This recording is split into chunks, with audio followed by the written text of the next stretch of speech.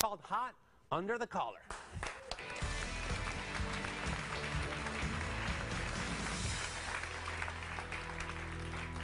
Please welcome controversial columnist and best-selling author Ann Coulter. Her new book is entitled Demonic. Ann said some outrageous comments about single mothers. And Ann, I really want to welcome you, but I don't get this about the single mothers. They should give up their kids for adoption. Oh, definitely. That's what the statistics are. I mean, not once they're 14, but a woman who gets pregnant out of wedlock, if she wants to do the best thing for the child, it is overwhelming. She should give the child up for adoption because the statistics, both from the left and the right, are overwhelming on what happens to illegitimate children. About 70% of juvenile delinquents, teenage runaways, pregnancies out of wedlock are committed by the children of single mothers. If you were in the womb right now and you could choose whether to be black, white, rich, poor, the one thing you should hope for as a child in the womb is my parents are married. Okay, I understand that that gives stability and all kinds of emotional strength to a child. What I don't get, though, is that we're singling out the single mothers, pardon the redundancy, but we're not talking about these absent fathers. Well, where are these absent guys? I mean, these moms are doing a heroic job. I mean, they're out there, they're working sometimes 2 jobs, they're getting their kids through school, they're feeding them, and the dads are nowhere to be found and nobody's attacking them. No one's celebrating them either. I am responding to a culture out of Hollywood, the courts, the elite media that is promoting single motherhood. They are not promoting single fatherhood or deadbeat dads. What do you say to women who say, you are demonizing single moms? All I'm doing is citing statistics. What works is the nuclear family. Now, sometimes that isn't going to happen. I mean, I do make a point of saying... A lot of times it's not going to happen. I mean, that's part of the reason why I'm hot under the collar. Well, there's so many great moms that are trying to be mom and dad to their kids. I know that they cannot be emotionally mom and dad. Well, but they really are going out of their way to provide for their kids. Look, it's one thing, as I say, a single mother is something different from a divorced mother. Single mother specifically refers to a woman who, A, gets pregnant out of wedlock, and B, decides, for narcissistic reasons, I'm going to keep this child for myself, because if she cares what's best for the child, she will give the child up for adoption, and that is a fact. Don't you think that's very judgmental? I think it's a fact. I think you're talking about maybe the Casey Anthonys of the world, you know, where there's all this neglect that we can all see. Obviously, the jury did not see it, but there's a lot of controversy with mothers that are that way, that go out and party, that do this, that do that, and are not really responsible for their children. But a lot of single moms are being responsible with their children. And yet, the statistics still are, if you look at it from the end of the spectrum of who ends up in jail, who ends up a murderer, who ends up a teenage runaway, who ends up getting pregnant out of wedlock herself, who ends up a rapist, about 70%, according to both the Village Voice and all these conservative pro-family groups, are going to be the children of single mothers. I mean, that is simply a fact. Now, imagine in America with 70% fewer teenage runaways, fewer teenage murders, fewer teenage drug addicts, fewer teenage pregnancies. That's what single mothers have created. And like I say, if you want what's best for your child, if you are pregnant out of wedlock, either marry the father, and by the way, shotgun marriages used to work just fine, but we've gotten rid of the stigma of a woman having a child out of wedlock. But the problem is, it's good to get rid of those stigmas because we would put people always in a box. You know, this is the way you have to be. This is the way it works out. And you know, this is not an ideal world, and you're talking about an ideal world. Oh, in an ideal world, by the way, everyone has a mom and dad. We're going back, you know, to the days of happy days. You know, most of our young people don't know what that is. When the kids turned out a lot better. Well, and they were given every advantage in life. Stigmas are good things. Look, we have a stigma against smokers. Who are the single mothers of today? Smoking is bad for you. But smoking is not as bad for you as being raised by a single mother. And yet,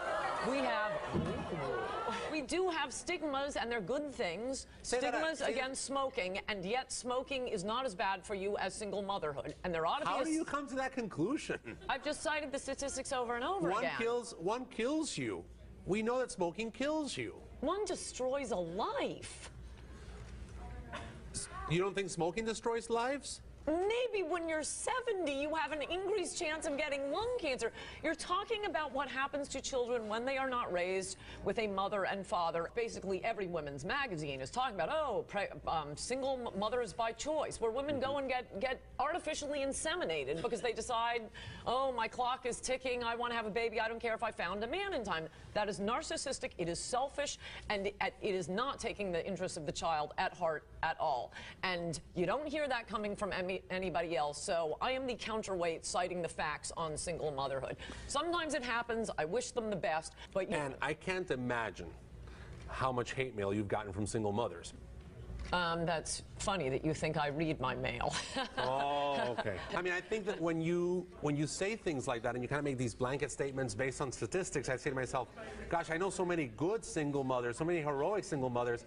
I just can't agree with you on that. I really can't. I wish them the best in their particular circumstance, but for everyone to keep their lips zipped, that's why you end up with an illegitimacy rate that has gone through the roof and is harming children and is creating two separate classes in America.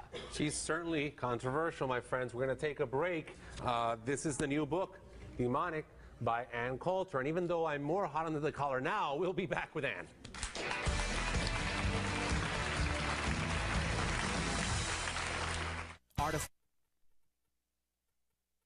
Extreme parenting. I want to prep them. Giving alcohol to minors. 10 years old? And letting her 16-year-old son have sex. You provide condoms at home. Have these parents gone too far? Kids are going to do it. Why do it at home? Why feed the fire? On the next Father Albert.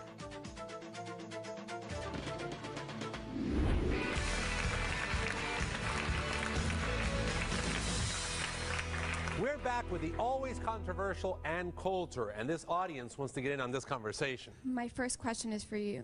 Do you have any children?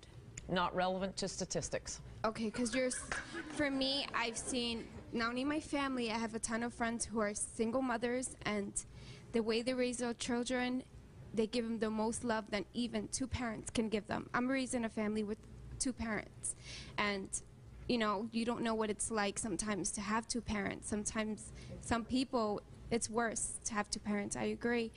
You'd rather have just one parent who gives you all that love than two parents who are constantly arguing, who they've been together for years and they're miserable. And you can't speak for everybody.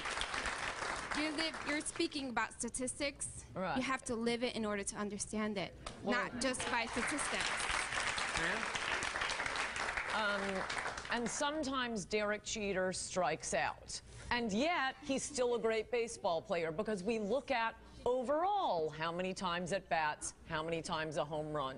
When you have 70% of the children in juvenile delinquent institutions coming from single-parent homes, yes, I'm sure some single mothers do a terrific job, and I'm sure there are some two parents who do a terrible job. And yet, the statistics are the statistics. And we have more from the audience. You keep saying, you know, statistics, but anybody can make up a statistic.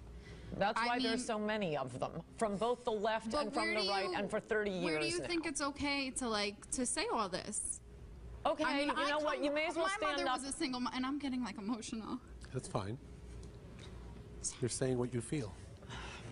I can't talk now. Yeah, go ahead. Okay, you may as well stand up and say, I'm a smoker and I'm very upset about the smoking statistics, and don't you tell me about lung cancer. The statistics are the statistics. Nice. She's talking about something important to her. So is smoking, and people dying of smoking, and so is people being raised by single mothers. I don't understand. Standing up and saying, I'm a single mother and you can't say that is not an argument. Tell her about your mom. I didn't say that I was a single mother. I come from a single family. Okay, I'm not a rapist. I'm not a murderer. Don't yell at me about what the smoking statistics are. We're not talking about smoking, lady. We're talking about single parents. We're talking about something far more important than smoking, I feel. Yes, as I said, it's more damaging to a child.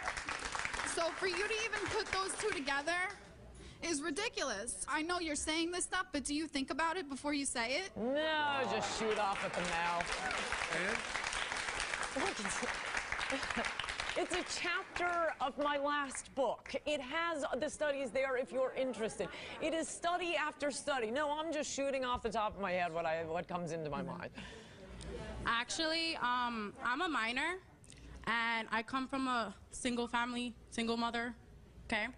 And I was raised really well. I'm doing really well. I'm going to school. I'm doing what I need to do to make it in life, and I'm pretty sure I'll probably be making more money than you, only because I'm not just famous for stating a horrible opinion, not a statistic.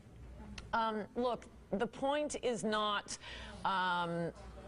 what has happened to children who have been raised by single mothers already.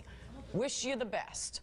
The point is to influence choices going forward. But now, Ann, are you serious about this? Because everyone here is outraged in this audience. I mean, you are citing statistics. I know that they're credible, but what we're hearing here is you've kind of focused this approach, you know, anti-single mothers. Do you really believe all of that stuff?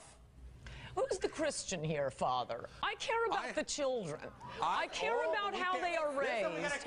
And for you to be encouraging women to have children out of wedlock and discouraging them from being sent and to nice adoptive homes, I find shocking. First of all, you are nobody to pass judgment because half of us didn't even know who you were until today. Second, I am a single mother. And I am a great parent. I own a business. I go to school full time. My daughter is smart. She is happy. I'm a mother and a father. And I am great parents. We should be questioning how well adjusted you are.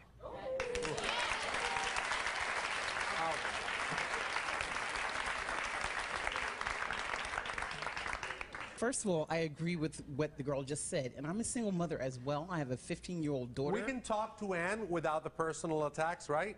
I think we need to be balanced here and not take it from one extreme to the other, because then, you know, we're blaming her for doing something that now we're doing ourselves, and we're going back and forth. And perhaps part of the problem we have in our society today is we can't debate and talk to people who think differently than we do. And that's part of the issue here. Yes.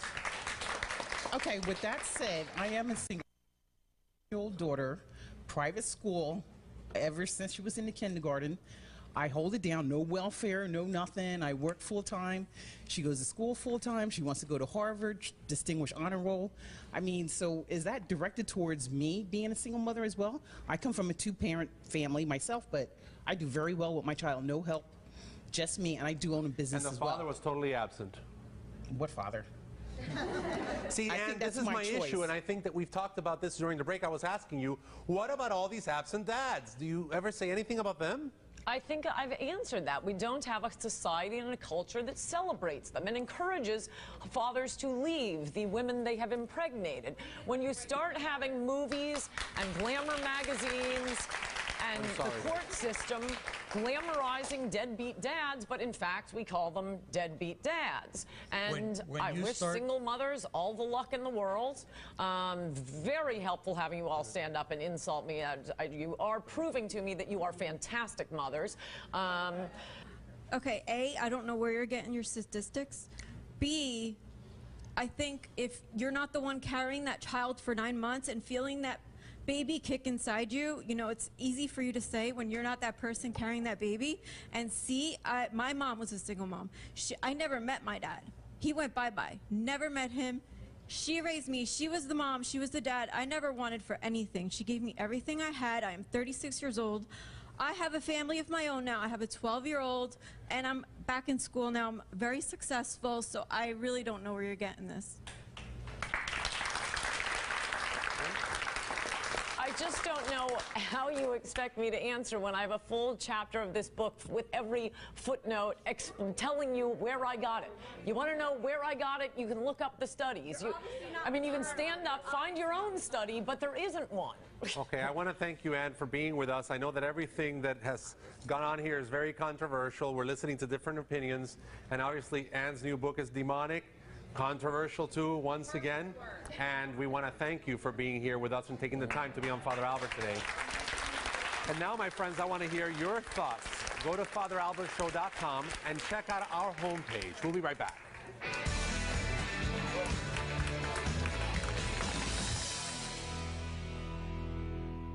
The statistics, both from the left and the right, are overwhelming on what happens to illegitimate children. About 70% of juvenile delinquents, teenage runaways, pregnancies out of wedlock are committed by the children of single mothers. If you were in the womb right now and you could choose whether to be black, white, rich, poor... Called hot Under the Collar.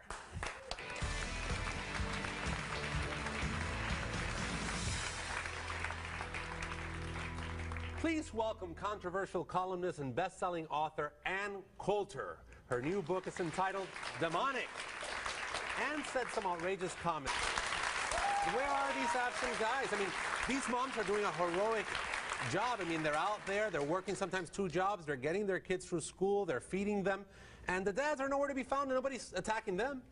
No one's celebrating them either. I am responding to It's about single mothers. And Ann, I really want to welcome you, but I don't get this about the single mothers. They should give up their kids for adoption. Oh, definitely. That's what the statistics are. I mean, not once they're 14, but a woman who gets pregnant out of wedlock, if she wants to do the best thing for the child, it is overwhelming. She should give the child up for adoption. Or the one thing you should hope for as a child in the womb is, my parents are married. Okay, I understand that that gives stability and all kinds of emotional strength to a child. What I don't get, though, is that we're singling out the single mothers, pardon the redundancy, but we're not talking about these absent fathers. Well,